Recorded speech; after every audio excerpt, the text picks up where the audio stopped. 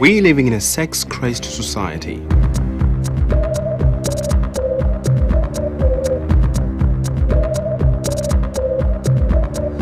You're constantly bombarded by music, magazines, fashion. What is the message? Be sexy, wild, and just do it. Everyone's into it, right? Why wait? And yet, our country is facing a devastating HIV epidemic. And sexually transmitted infections are sweeping through our youth like wildfire. Despite all efforts to promote condoms and safer sex, young people still daily face the shattering news that they're HIV positive. Where are we falling short?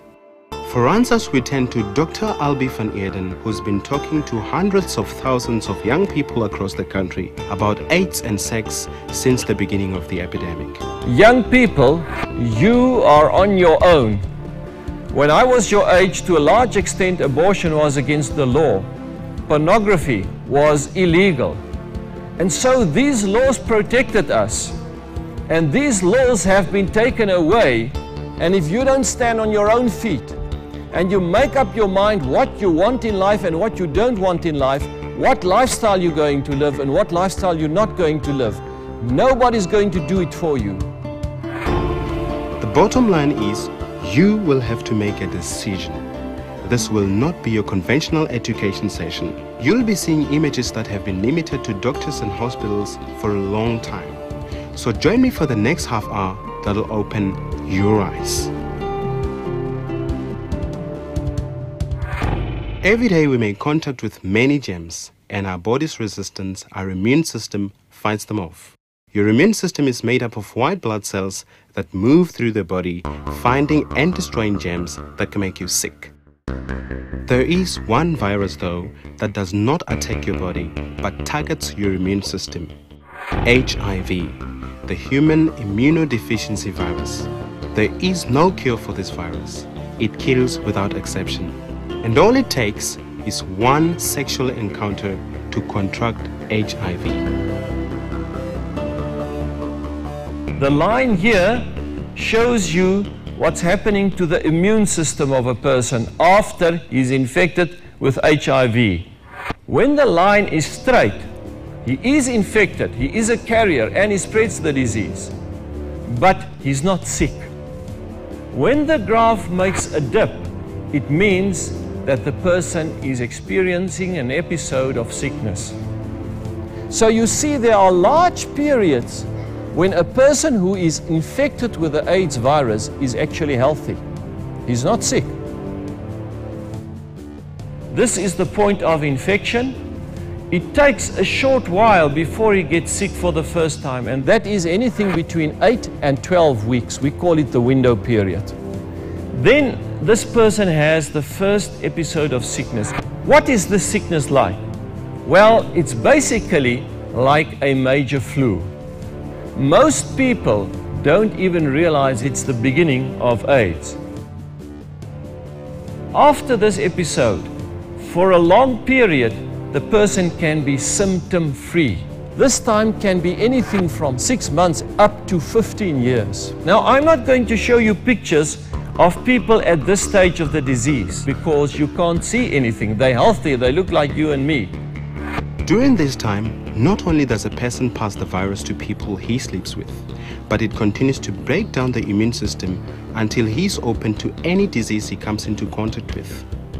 These are sicknesses anybody gets, but because this person's immune system is down, they happen much more often and are much more severe.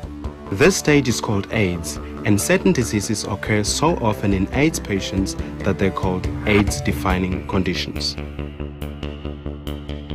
An early symptom of HIV is swollen glands. As the virus moves through your bloodstream, the glands in your neck, armpits and groin filter them out.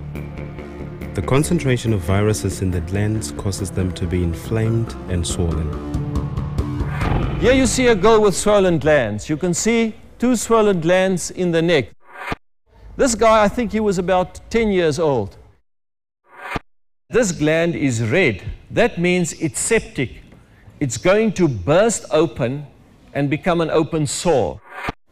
There you can see it. The medicines didn't help. He was simply too weak from the AIDS. This is an innocent child. He did nothing wrong. He's suffering because of the life his mother has lived. You may recover from an episode of swollen glands, but with a damaged immune system, your body will simply give in to the next infection.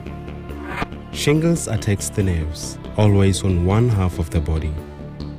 The infection causes the nerve ends to be inflamed, forming blisters. The blisters break, they become open sores, they form crusts, and then they heal. On the face, it can spread into the ears, mouth, and even the throat.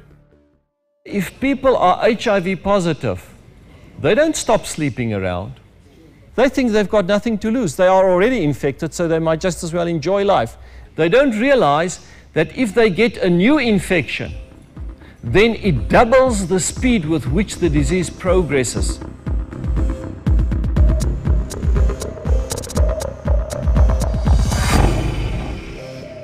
If you want to catch a certain kind of a fish, you use a certain kind of a bait. If you want to attract a certain kind of a man, you must dress in a certain kind of a way. And you might be looking for a goldfish, and you'll end up catching a barber with his moustache tentacles sticking out of his mouth. And that's the kind of fish you are going to catch, because that's the kind of bait you are putting out.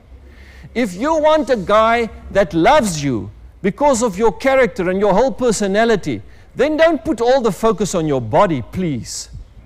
And some girls are like that. They are so impressed with this body of theirs, they go around displaying it wherever they go. And in the end, they are attracting boys which are going to bring them death. Can I tell you a secret? If you don't know it, let me tell it to you straight. Listen, there's nobody who can lie like a young man who wants to sleep with you. He'll promise you heaven on earth. He's going to buy you a house and I don't know what all. Meanwhile, he doesn't even have enough money to buy himself a pair of underpants.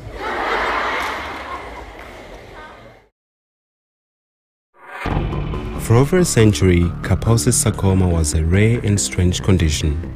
But with the outbreak of AIDS, it has become a widespread cancer. The first symptom is dark, purplish lesions.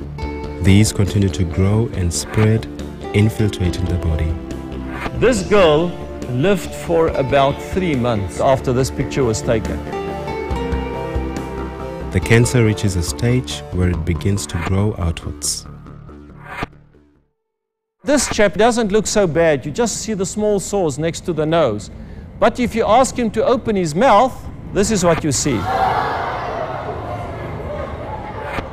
This is the right hand and the left hand of the same person. Now, you might ask me, yeah, but can't you just chop the hand off? Yes, you can amputate, but remember, it's in his system. It will just come out somewhere else in his body. In case you think that AIDS is restricted to one race, let me tell you that you're living in a dream. AIDS is affecting all races in South Africa. Forget about this chap's spots. Just look at his face. You see the fear. You see the hopelessness. And he knows there's no doctor standing between him and death.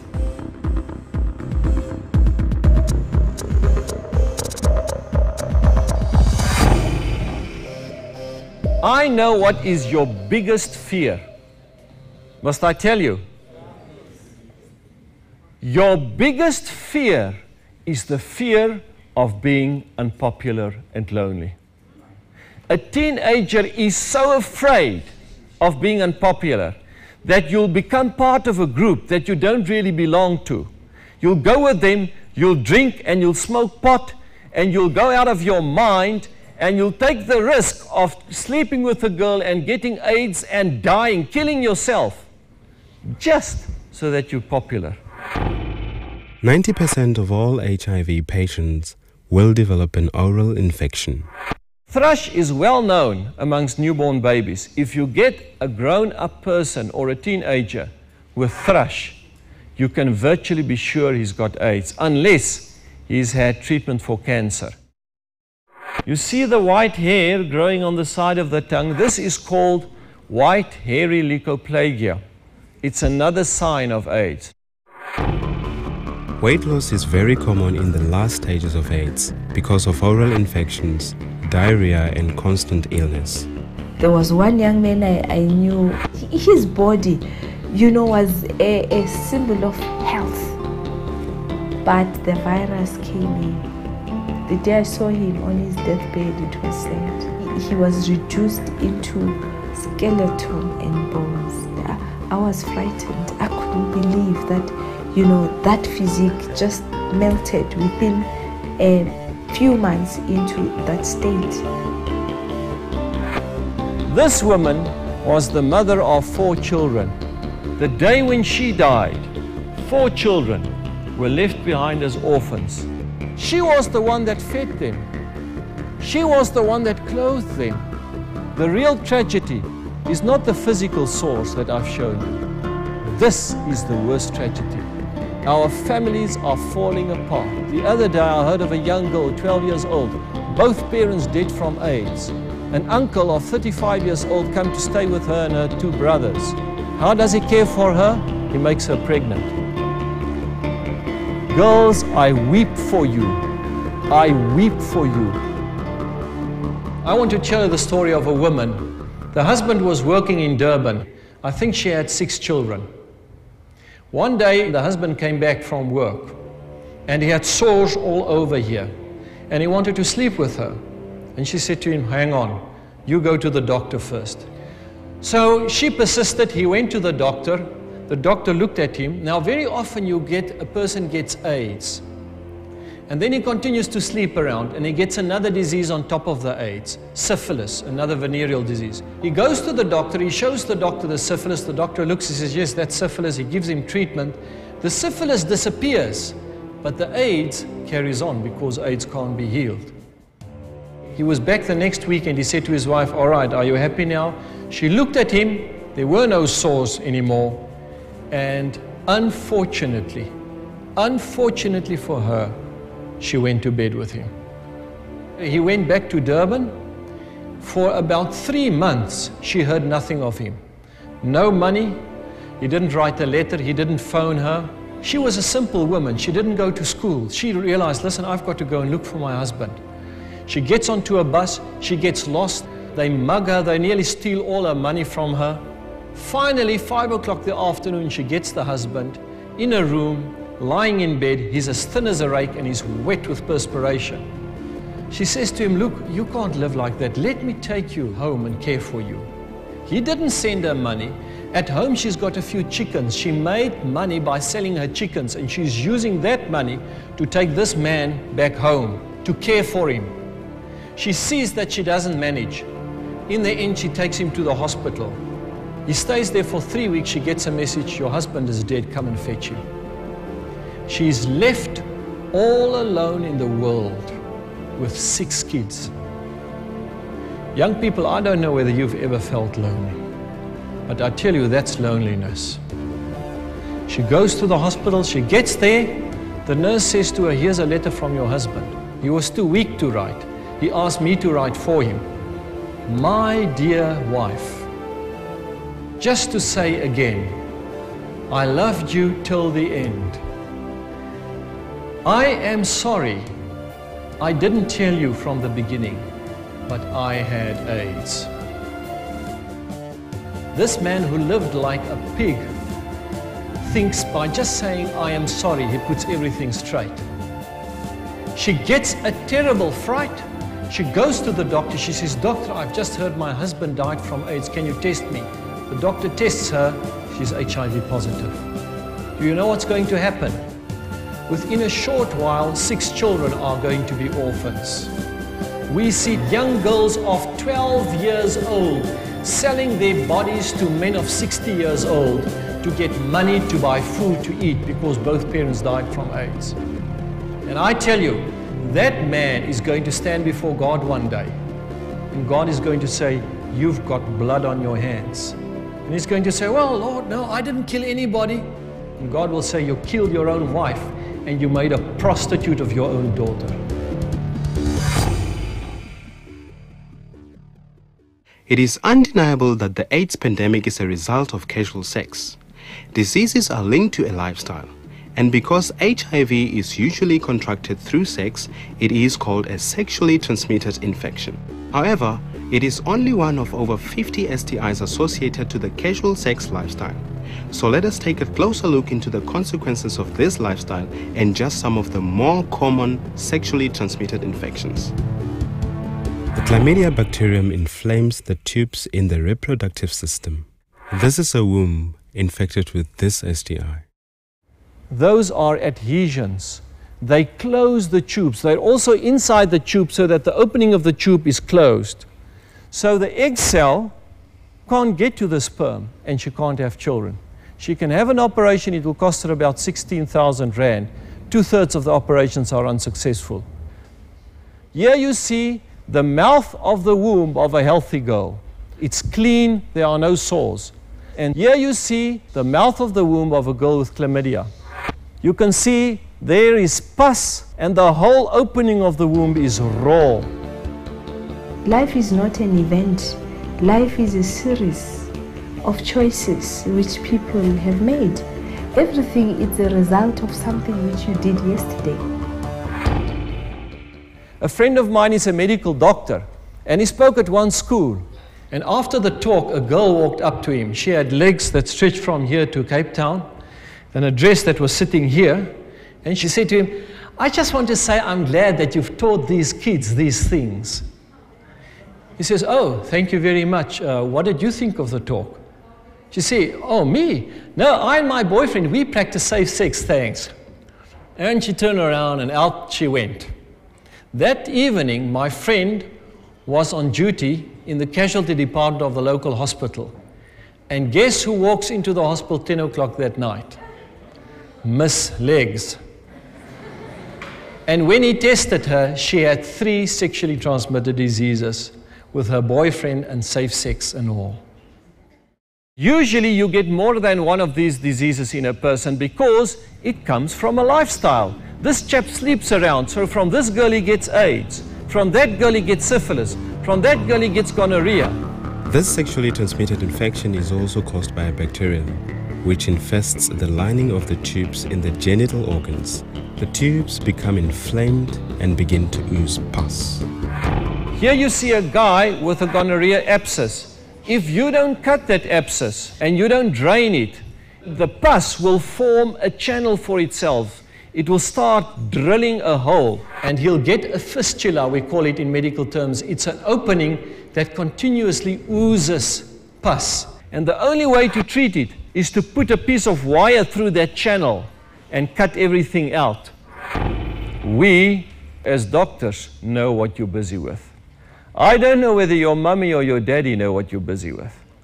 But once you're addicted to drugs, or once you've made a girl pregnant, or once you've picked up a sexually transmitted disease, and you break out in septic sores in the genital area, then you run to us. And what's worse is when the doctor pronounces the words, there's nothing we can do about it. Once you're infected with genital herpes, you have it for life. It is incurable. The herpes virus attacks the nerves in the genital organs, causing blisters. The blisters break and then they become open sores. These sores are extremely painful. This is a man who had AIDS underlying and then he got herpes on top of the AIDS. So you see, it's much worse when you have AIDS. Here you see a child with herpes in the face. Now maybe you think, hey, come on, how does he get herpes, a sexually transmitted disease in his face? During the birth process, as his face came through the birth canal, his mother, so to say, injected him. She had sores on the genital area that touched his face. It is not a joke to look at your child every day and to know, I have done this to my child. This baby lived 6 months. He was born without a future. Syphilis is a corkscrew bacterium that attacks and destroys the organs of the body. You see the lesion on the lip? These sores are usually not painful. This we call primary syphilis. The sore will go away by itself without treatment. But the disease is not out of his system. He's still infected, he carries the disease, and he can continue to infect girls with whom he sleeps. And then after 12 months, the sores will come back again, and then we call it secondary syphilis.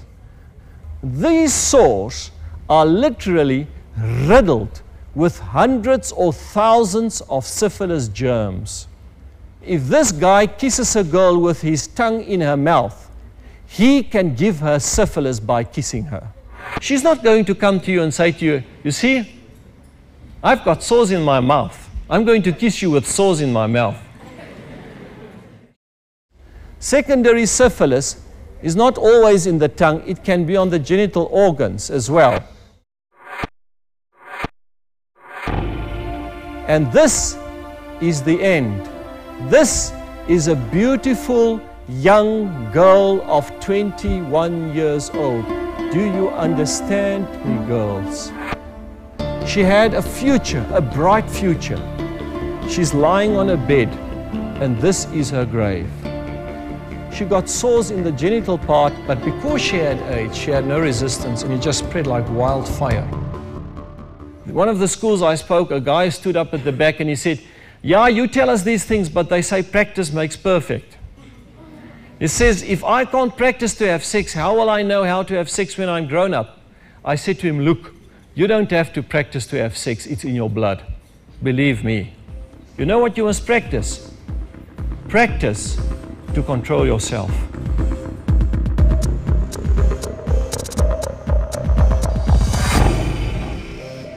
You know, self-control, young people, is the missing word in our vocabulary. Nobody talks about self-control. Everybody talks about doing things your way. People steal, people kill others, people abuse because of what? Lack of self-control. I do whatever I want when I think I need it.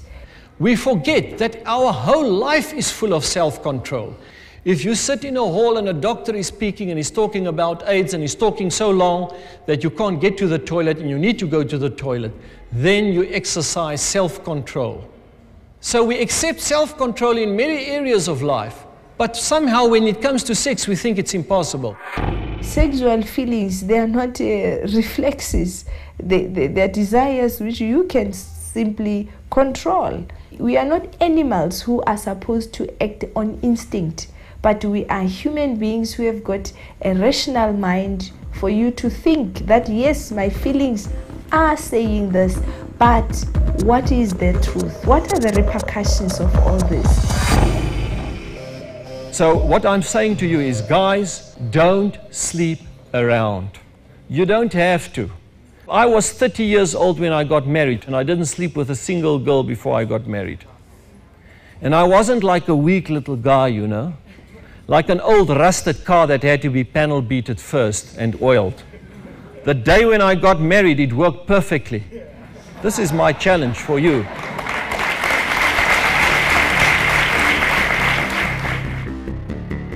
HPV attacks the skin cells of the genital area, damaging the cell's genetic material, making it cancerous and extremely infectious. It's one of the most common sexually transmitted diseases. It affects up to 46% of sexually active teenagers. It causes venereal warts, genital cancer, and painful intercourse later in life. You can't even see this is a woman. This is one big cauliflower of a wart. And because she had AIDS underlying, the HPV is much more serious. The treatment for this is to burn it with laser. Then it looks like this. It's very painful though.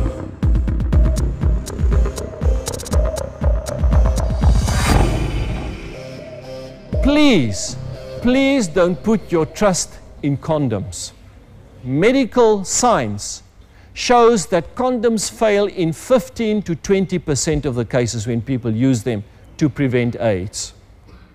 If you do skydiving and they tell you that 1 out of 6 parachutes don't open, are you going to jump? Sex with a condom is dangerous sex. That's it. There was one young man I knew. He looked at me and said, "But doctor, I was condomizing. What happened? Why didn't somebody tell me the truth?" This guy slept with a girl and he used a condom. And in spite of using the condom, he picked up the disease. This girl slept with a guy who used a condom. And in spite of using the condom, he gave her a little present. You see, this is a game of surprises and presents. Nobody knows what's in the lucky packet and what's going to come out there. And young people, this is the truth. And I want to leave it with you so that when you make your decisions, you alone are blamed for the choices you are going to make.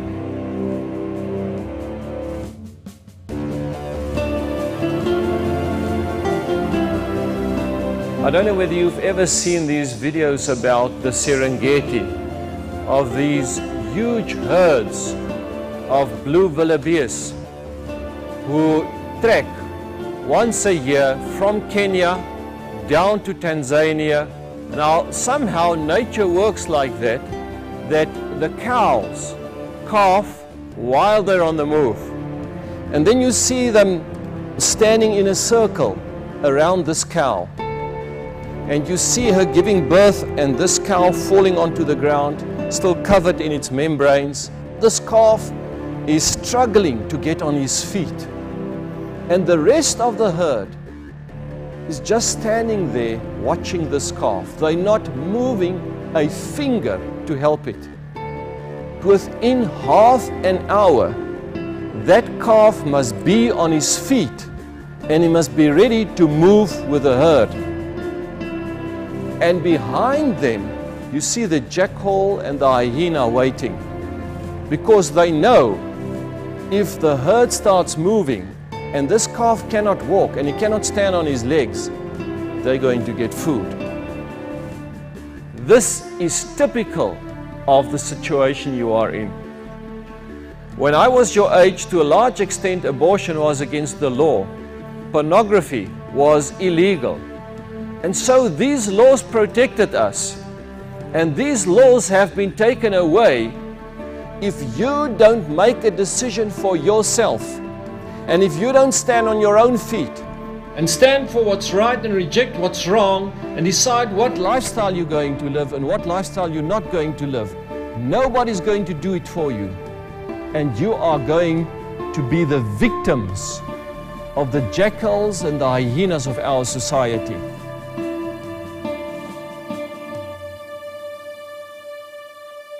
I'm also here for those who have lost their virginity, because it's not too late. Maybe you can turn around today and say, well, I've made the mistake, but I'm learning from my mistake. From today, I'm stopping with it. And if you stop today, you save your life. Stand up. Be man enough to stand up. I did it. You can do it as well. You don't have to be embarrassed or ashamed. Make it clear what you stand for. You'll never be sorry about it. I guarantee you. Thank you.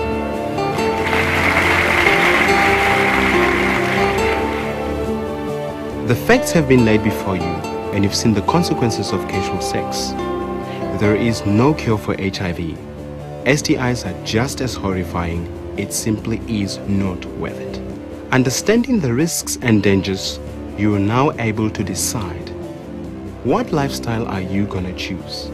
I encourage you to choose abstinence until marriage, because I believe it's the only way you'll never put yourself at risk.